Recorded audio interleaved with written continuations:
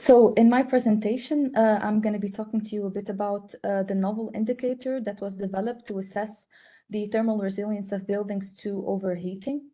And in this presentation, I will go over the methodology that was used to develop the indicator, as well as the indicator itself for different cases, as well as the lessons learned and implications that this indicator has on how we design our buildings to be resilient. And at the end, I'm going to go over the applicability of the indicator, its limitations, as well as some future research directions.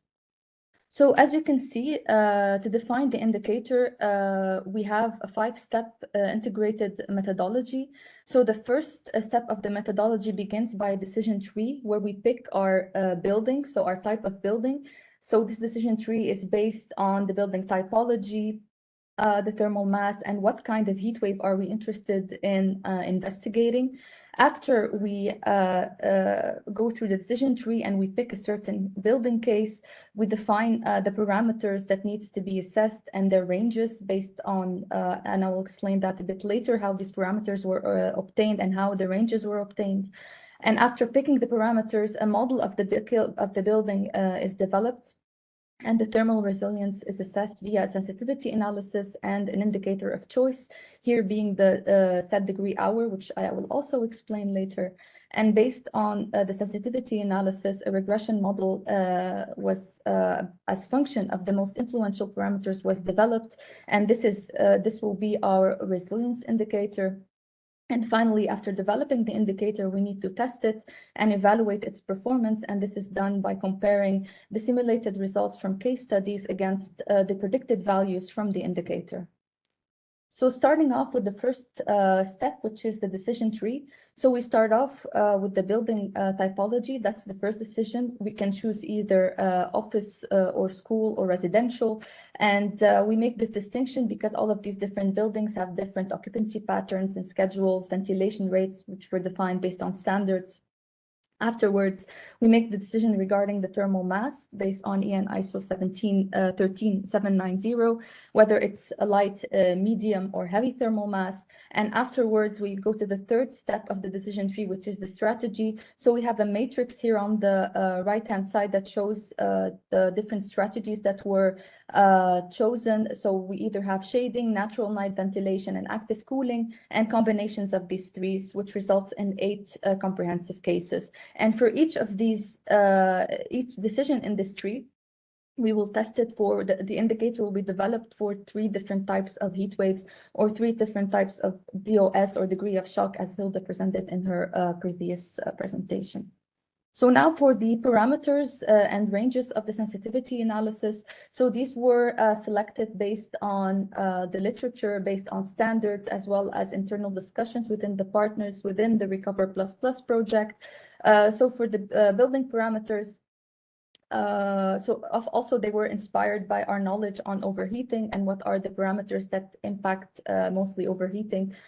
So we start off with building parameters such as building orientation with the range of 0 to 360 degrees. As for the U value of the external walls, this was varied between 0.1 and 0.3. So the lower range, according to the passive house standard, was 0.15 watt per meter square Kelvin, but we reduced it a bit to the lower end of 0.1 to include newly built highly insulated buildings in Belgium, as well as for the higher range, we have the EPBD guideline value of 0.24 for newly built buildings, but also we extended a bit higher to include a bit of, to include older buildings as well. So for the window to wall ratio, we varied this one between 25 to 80%. As for the glazing, it was varied together with the G value at a range of 0.6 to 1 meter square per Kelvin, and the air tightness was varied between 0.6 for airtight buildings according to passive house standard up to 3, which is the recommended minimum infiltration value by NBN 50-001. For the shading threshold to deploy the shading, this is the value for the global solar radiation that varies between 100 and 300 watt per meter squared. We also vary the effective opening area of the window in case of natural night ventilation between 1 to 8% of the floor area. And of course, we vary with it the night cooling controlled between on and off, so a discrete value of either 0 or 1. As for the cooling set point, a range of 24 to 28 was chosen to compromise between thermal comfort and energy efficiency, and the cooling capacity was chosen at a range of 0 to 40 watt per meter squared.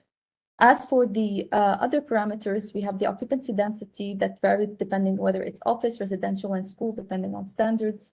Also, for the occupancy profile, it will vary depending on the building typology, as we saw under the first decision tree. Same for the ventilation rate, which varied between 30 and 54, and the internal gains. So after defining the case that we want according to the decision tree, and after also defining the parameters and their ranges in step 2, we go to step 3, which is to test the resilience of the building that we chose. So for that, we develop a model of the building in Modelica. Here I show the model of a Belgian reference apartment.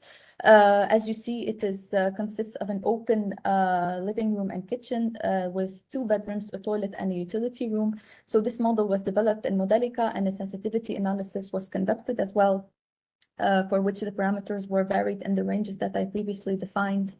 So already Hilda defined a bit what is thermal resilience. So it is the ability of a building to withstand overheating events, here in this case heat waves. So if we look at the resilience curve, so this is the evolution of the temperature of an indoor space with time due to the occurrence of a heat wave. We have 3 different parameters by which we can characterize the resilience performance or the resilience curve. So we have first the absorptivity, so how fast is the building absorbing this shock or this disruptive event. We have the recovery, which is how fast the building will recover back from the event. And we have the total impact, so the cumulative impact, which is the area that you see hashed in red. So we have different characteristics. And in this specific indicator that we develop, we focus on the cumulative impact, which is the degree hour, which is the shaded area. And specifically, we focus on the standard effective temperature degree hours. And based on this, what is the standard effective temperature? So it is a temperature calculated based on the thermoregulation model of Gage et al. In 1986. And it is the temperature of an imaginary environment at the relative humidity of 50% and at low air velocities lower than 0.1. Where also the total heat loss from the skin of an imaginary occupant is at 1 Met and 0.6 Clo. So this is the equivalent temperature to the person in the actual environment with their actual clothing and activity level.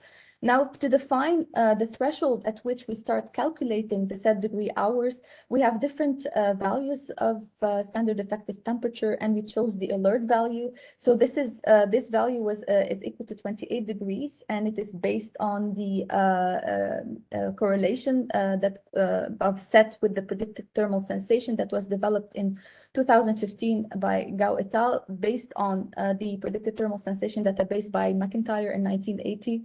And based on the study of Laudi et al. In 2020 for a Canadian population, and this was the only study that we based on in order to define the different classes of resilience, and it's based on the dehydration rate of the human body. So you see the advantage that we can link it to the human health. So here we define 3 classes. We have class 3, which is the worst resilience class, which is a value of set degree hour higher than 230. Then class 2, which would be somewhere between 117 and 230, and class 1 would be lower than 117, where 117 degree hour is for more elderly population. So it's a bit more critical. So now for the thermal resilience indicator, as in step to develop this, we conducted a multiple linear regression analysis where we linked the set degree hour, which was the output of our simulation, to the most influential parameters that I introduced in step 2. So for that we have in this decision tree, we have a lot of cases, but I will show here 2 cases. So the first one is case A, without any strategies, so without shading, without night cooling, or any active cooling. And we see here the formula for the thermal resilience indicator for this case, and we see the different parameters and what is the range of influence, and we see that based on this formula, that the window to wall ratio had the highest impact at 75%, followed by ventilation and glazing lower than 10%. But the window to wall ratio here had the highest impact. And what is the implication of this? So in buildings newly built or renovations where maybe there's no availability of installing certain strategies, the first parameter to control would be the window to wall ratio, as it will have the most impact on the overheating during a heat wave. So I go to another case, which is case H, that has all of the integrated strategies, so shading, night cooling, and active cooling. And here you see more parameters, of course, and you see that it's more that the ranges are more uniformly distributed compared to case A. But we still see that the window to wall ratio had the highest impact, followed by the cooling and the shading threshold, so the deployment of shading. So what would be the implications of this? So if there is in newly built buildings or renovations where there is availability of installing strategies, the window to wall ratio is still an important factor, and it should be given as much importance as, for example, the system's cooling capacity and optimizing the deployment of shading. So after developing the indicator, step 5 would be to test the indicator, the performance and the robustness of this indicator. And for that, we compare with the simulated set degree hour from the case studies in the Recover++. So we have an office, which is the office of Archipelago, from Arcadis, another office, and the Ranson concept home. So we see for the office of Archipelago that case A with no strategy was correctly predicted as resilient, class 2, and case B, F, G, H were correctly predicted as resilience class 1. And of course, there was a case where it was not correctly predicted, which was case A in the -1 open office, where it was predicted as class 2 when it should have been class 1.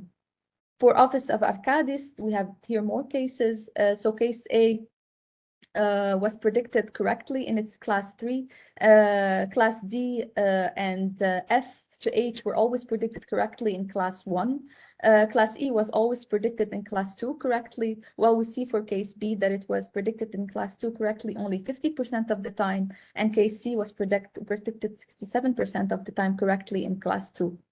For the Ranson concept home, case A was correctly predicted in class 3, and case B and F were always correctly predicted in class 1. So if we look at on the indicator itself, so the prediction accuracy of the indicator, so it was always able to predict class 2 and class 3 correctly, but in the case of class 1, it had an 84% accuracy rate. And there 16% should have been predicted at class 1, but were predicted as class 2. So as a summary of the methodology that was used to develop the indicator, the first step would be to choose the building that we would like to test or improve the resilience of using the decision tree, where we also choose the type of heat wave. Afterwards, we define the parameters and the ranges to be assessed, and we develop a model of the building to be assessed, and we calculates its thermal resilience using the set degree hour, after which a regression analysis is conducted to develop the indicator, and the final step would be to test the performance of the indicator with comparison with some simulation case studies. So I would like to end this presentation with what are the scope limitations of the indicator and what would be future research direction. So as you saw, this building is applicable to newly built buildings in Belgium and renovations with already acceptable insulation, but this does not apply to older constructions where, for example, the insulation value would be 0.6. So we have to stick to the ranges that we defined. It is applicable to heat waves, but for sure we should test it for other disruptive events such as power outages or excessive occupancy and compare it to even more simulation cases. Here we only had 3, but it would be beneficial to increase the number of simulation cases to improve the indicator. We can test also more parameters which can lead to maybe more specific design implications. For example, the thermal mass was now taken out as a category, but it would be interesting, and that was due to the limitations or the complexities of the simulations of the simulation tool, but it would be more interesting to include it as a parameter. Also, in this indicator, we do not consider the dose response. So, for example, if we have a set degree of 1000, it can be the same if the absorptivity is 3 hours and the recovery is 6 hours, or the reverse. So we do not really differentiate. Also, the human behavioral and physiological adaptations over long term are not considered, which can have an implication on resilience because this indicator is linked to health. And finally, as I defined previously, we have also the absorptivity and recovery rates that are an important part of resilience, but they were not considered here, but they should be considered in the future. But for that to happen, we need first more understanding on the human's body's response to heat. Short absorptivity change rates of shorter versus longer rates of change of temperature, how do they impact the human body? And that was my presentation. I would like to thank you for your attention and pass the word to Joost.